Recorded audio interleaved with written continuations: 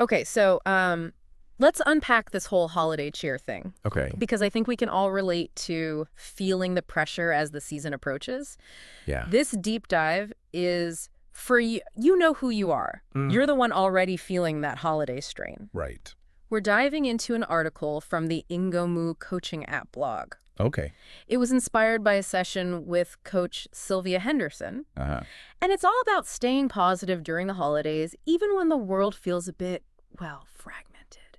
Yeah, it's a feeling that's familiar to a lot of people. Yeah. That sense of fragmentation, especially during the holidays, when we're bombarded with messages of joy and togetherness, Right. while also facing the realities of a complex world. Right. It's like this weird dissonance Yeah. between what we're supposed to feel and what we're actually experiencing. Right. And this article dives right into that tension and why it can be so hard to maintain a positive outlook, especially during the holidays. One of the key insights from the article is this concept of negativity bias, Okay. which essentially means our brains are wired to focus on negative things more than positive ones. So you're telling me it's not just me. Right. My brain is actually working against me when it comes to feeling jolly. In a way, yes. Okay. It's an evolutionary leftover from our ancestors, Oh, interesting. when being hyper-aware of threats was crucial for survival. Right. Imagine you're back in the caveman days, Okay. and you hear a rustle in the bushes. Yeah. Your brain immediately jumps to danger. Yeah. That's negativity bias kicking in, Okay. and it probably saved a lot of lives back then. Right. But fast forward to today, Yeah. and we're flooded with news and information, much of it negative. Mm-hmm. Our brains are still on high alert, Yeah. even when we're just trying to relax and enjoy some eggnog by the fire. Okay, that makes so much sense. But It's like our brains are stuck in overdrive, Yeah. even when we're trying to chill. So how do we combat this negativity bias, especially during the holidays, when the pressure to be happy is turned up to 11? The article offers a bunch of practical strategies for creating a more positive holiday experience, Okay. both at home and work. Yeah. And it all starts with setting the right tone in your personal space. I'm all ears. Okay. Because, frankly, my personal space tends to resemble a disaster zone. Mhm. More often than not, especially during the holiday season. Well, the article suggests starting with something surprisingly simple, Okay. decluttering. Okay. And it's not just about tidying up. Okay. It's about creating mental space. Okay. Remember how we talked about negativity bias? Yeah. A cluttered environment can actually feed that bias Right. by bombarding your senses with too much information. Yeah. A clean, organized space allows your brain to relax and focus on the positive. You know what? You're absolutely right. I always feel so much lighter and calmer Yeah. after a good decluttering session. It's like I can finally breathe again. Exactly. Yeah. And think about it this way. Okay. Have you ever spent hours stressing over the perfect holiday meal, Oh, yeah. only for a minor mishap to ruin your mood? Oh, for sure. That's negativity bias at play. Okay. Your brain fixates on the one thing that went wrong, overshadowing all the effort and enjoyment you put into the rest of the evening. Right. Decluttering your physical space can help declutter your mental space, making it easier to focus on the good stuff Yeah. and let those little mishaps roll off your back. So decluttering is like the first step Yeah. in creating a more positive holiday atmosphere at home. Right. What comes next? Well, instead of just going for generic decorations, Okay.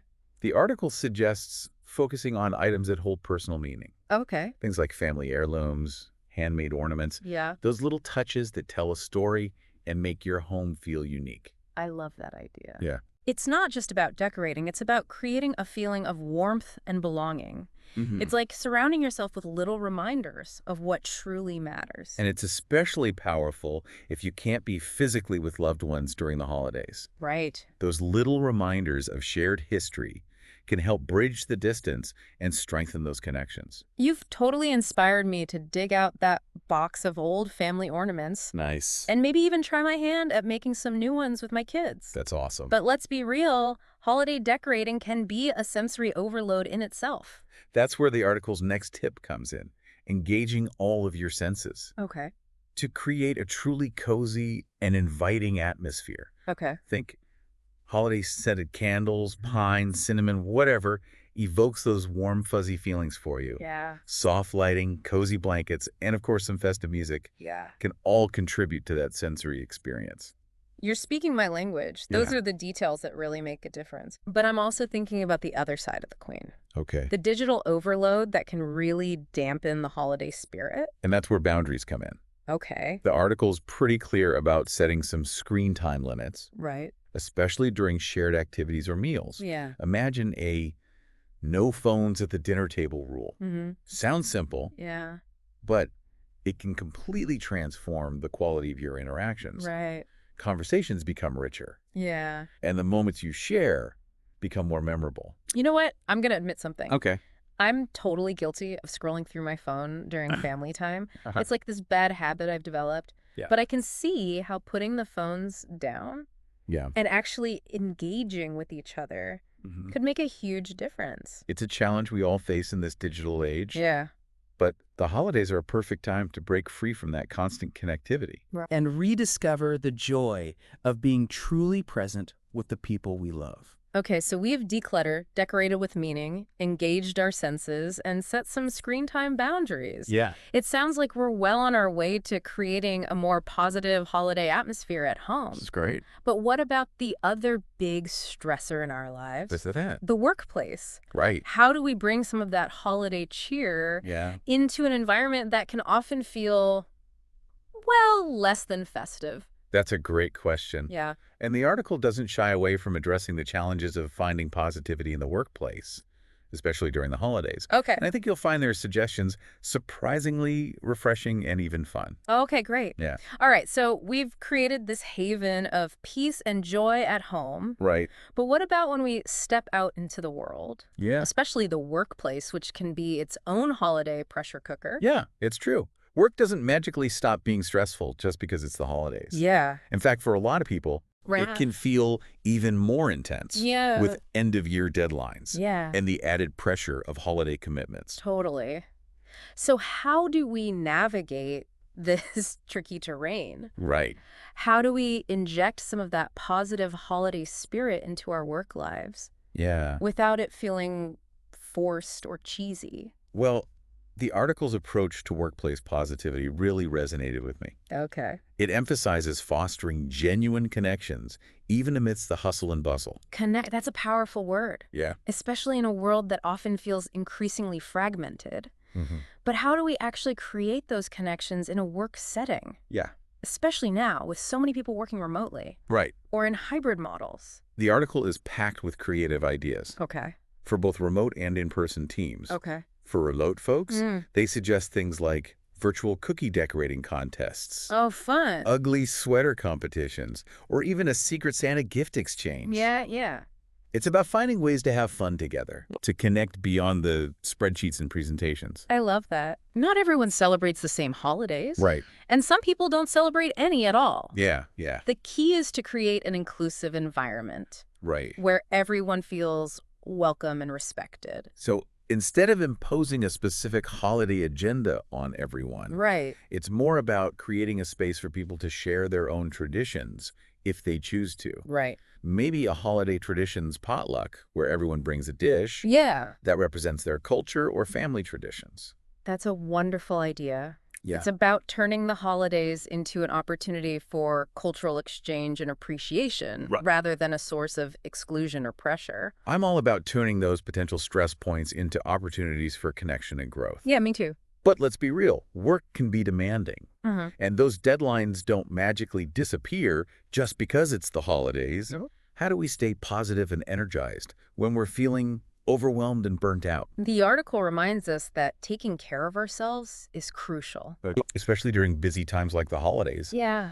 They recommend incorporating mindful breaks into our workday. Mindful breaks, that sounds a lot more appealing Right. than just mindlessly scrolling through social media. Yeah. What kind of activities are we talking about? Think simple things like taking a few minutes to step away from your desk Okay. and do some deep breathing exercises, a quick meditation, Yeah. or even just going for a walk outside to clear your head. Right. It's about giving your mind and body a chance to reset so you can come back to work feeling refreshed and focused. I've been trying to incorporate more mindful breaks into my workday. Oh, nice. And I have to say, it makes a world of difference. Yeah. It's like hitting the pause button on the stress cycle Mhm. and giving myself permission to just be for a few minutes. And that pause can be so powerful. Yeah. It allows us to tap into our inner resources and approach challenges with more clarity and positivity. Okay, so we've talked about fostering connections, incorporating mindful breaks, and creating an inclusive environment. Any other workplace positivity tips up your sleeve? The article also highlights the importance of flexibility, Okay. especially during the holidays. Right. This could mean offering flexible work hours, allowing people to work remotely, Right. or simply being understanding and accommodating of individual needs. Flexibility is key. Yeah. It's about acknowledging that people have lives outside of work, and those lives might get a little more complicated during the holidays, whether it's dealing with family commitments, travel plans, or just needing some extra time to recharge. Exactly. Yeah. And that flexibility sends a powerful message to employees. It says, we trust you Yeah. and we value your well-being. Right. And that kind of trust and support can go a long way Yeah. in boosting morale and creating a more positive workplace culture. I couldn't agree more. Yeah. It's about finding that balance between getting the job done and respecting the human needs of the people doing the work, Right. especially during a time of year that's already so full of demands and expectations. And don't forget about the power of recognition. Oh, yeah. The end of the year is a perfect time to acknowledge your team's hard work Right. and express appreciation for their efforts. Yeah. A simple thank you note, a small gift, or even a team-wide recognition ceremony Yeah. can go a long way in boosting morale and fostering a sense of community. Absolutely. Recognizing and appreciating people's contributions, Yeah. especially after a long and potentially stressful year, can make a huge difference in their overall well-being and motivation. That really can. It's like a little dose of positivity Yeah. that can have a ripple effect throughout the entire team. Exactly. But before we move on to those year-round positivity strategies, I'm curious. Yeah. Does the article offer any tips for bringing those positive vibes home from work? You know, kind of like a debriefing ritual to help us transition from work mode to home mode. You know what? Yeah. That's a fantastic question. Yeah. And one I hadn't even considered. Yeah. While the article doesn't explicitly address that transition, Okay. I think we can extrapolate from some of the core principles they present. I love that word, extrapolate. Right. It's like we're becoming positivity detectives. Yeah. Uncovering the hidden clues to a happier holiday season. I like the sound of that. Yeah. So let's put on our detective hats and delve into those year-round positivity strategies. Okay. The ones that can help us navigate not only the holidays, Right. but also the everyday challenges of living in a fragmented world. All right, so we've covered some really practical tips for creating a more positive atmosphere at home and at work. Right. But let's zoom out a bit Okay. and talk about those universal strategies for staying positive, Yeah. the kind that we can carry with us all year round, no matter what challenges come our way. Right. It's like equipping ourselves with a positivity toolkit. I love that analogy, a positivity toolkit. And the article provides us with some really powerful tools. Okay. One of the most fundamental ones is gratitude. Okay. It's a concept that gets thrown around a lot. Right. But I think it's worth pausing Yeah. and really exploring what it means Mhm. to cultivate a gratitude practice. I'm all for pausing and reflecting. Yeah. Sometimes we need to slow down to really absorb those key concepts. Right. So gratitude, it's more than just saying thank you, right? It's about Yeah. actively noticing and appreciating the good things in our lives, Yeah. both big and small. Both big and small. Yeah. Yeah. It's about shifting our focus from what's lacking Mm-hmm. to what we already have. Right. It's about savoring those little moments of joy Yeah. and recognizing the abundance that surrounds us, Yeah. even amidst the chaos. I can see how that shift in perspective could make a huge difference in our overall well-being. For sure. But how do we actually make gratitude a part of our daily lives, especially when we're feeling stressed or overwhelmed? The article suggests starting small. Okay. Maybe it's keeping a gratitude journal Yeah. where you jot down a few things you're grateful for each day. Okay. Or maybe it's sharing something you're grateful for Yeah. with your family or friends at dinner. Mm-hmm. The key is to make it a consistent practice, Okay. something you weave into the fabric of your day. I like that, making it a ritual. Yeah. That's like setting an intention to focus on the positive. And Yeah. what about at work? Right. Are there ways to cultivate gratitude in a professional setting? Absolutely. Okay. The article talks about creating a gratitude board. Okay. where team members can publicly acknowledge each other's contributions Yeah. and express appreciation for one another. What a cool idea. Yeah. It's like a public display of positivity and support. Yeah, for sure. It could be as simple as a whiteboard Right? where people can write thank you notes, Yeah. or as elaborate as a digital platform where people can share stories of how their colleagues have helped them. Exactly. Yeah. And those expressions of gratitude can have a ripple effect, Yeah. creating a more positive and supportive work environment. Right. It's a reminder that even small acts of kindness can make a big difference. Okay, so we've got gratitude as our foundation. Right. What other tools should we add to our positivity toolkit?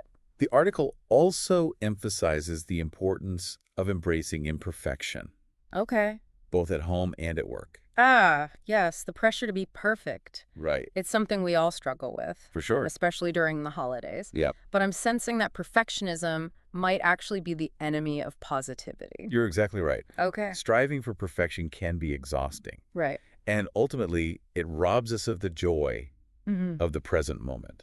Right. The article encourages us to focus on presence over perfection. Okay, I'm intrigued. Yeah. Break it down for me. What does it mean to choose presence over perfection? It's about being fully present in the moment, Okay. savoring the experience without getting hung up on things being picture perfect. Okay. Imagine this. You're baking cookies with your kids, and the dough is a bit sticky, Yeah. the shapes aren't perfect, and flour is everywhere. It's a familiar scene. Right. Do you focus on the mess? Yeah. Or do you laugh it off and enjoy the moment of connection with your family? Right. That's presence over perfection. I love that visual. It's about choosing to focus on the good stuff, Yeah. even when things aren't going exactly according to plan. Exactly. It's about embracing the messy, the imperfect, and finding the beauty in those raw, authentic moments. I love that. Yeah. And that same principle applies to the workplace. Okay. It's about focusing on effort and progress Right. rather than flawless results. Yeah. It's about recognizing that mistakes happen, and that's okay. Right. What matters is learning and growing from those experiences.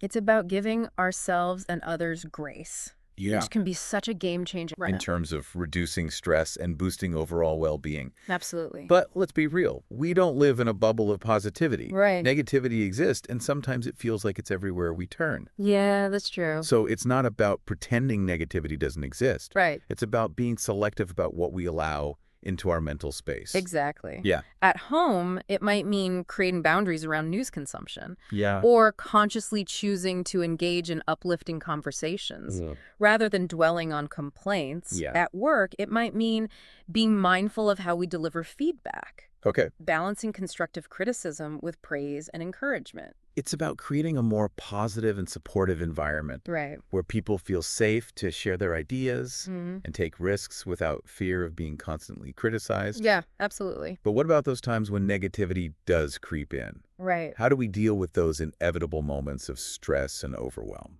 That's where mindfulness practices come in. The article recommends incorporating simple mindfulness techniques into our daily routine. Okay. This could be as simple as taking a few deep breaths, Yeah. practicing meditation, or even just taking a moment of quiet reflection Right. before meals or meetings. Those are such accessible practices. Anyone can do them, Right. regardless of their experience with mindfulness. Exactly. And it's amazing how a few minutes of focused breathing or quiet contemplation can really shift our perspective Yeah. and calm our nervous system. It's like hitting the pause button on the stress response Yeah. and giving our minds and bodies a chance to reset. Okay, so we've got gratitude, presence over perfection, limiting negativity, and mindfulness. Right. What other gems of wisdom does the article offer for our positivity toolkit? One of my favorite suggestions is the power of giving back to others. Helping others, it's such a mood booster. It is. It takes us out of our own heads and reminds us that we're all connected. It's like a reminder that even small acts of kindness can make a big difference. Absolutely. Yeah. And it doesn't have to be anything grand or time-consuming. Right. Maybe it's volunteering at a local soup kitchen, Yeah. donating to a cause you care about, or simply offering a helping hand to a neighbor or coworker. Right.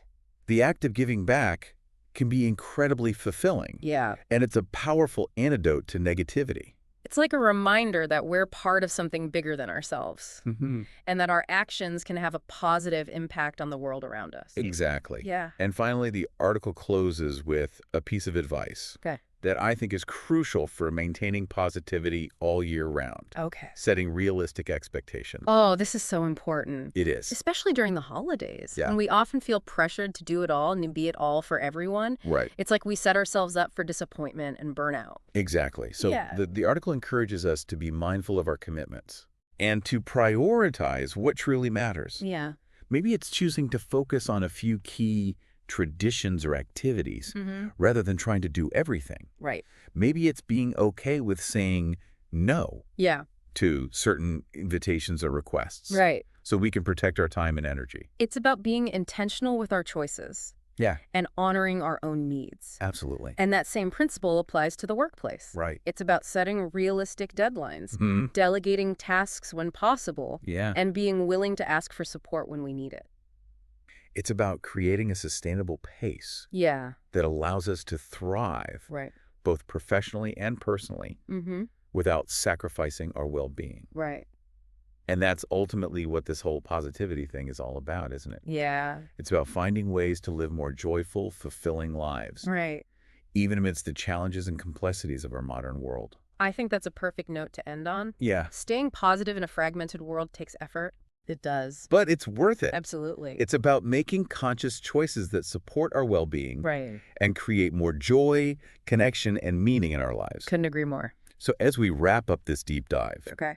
let's recap those key takeaways.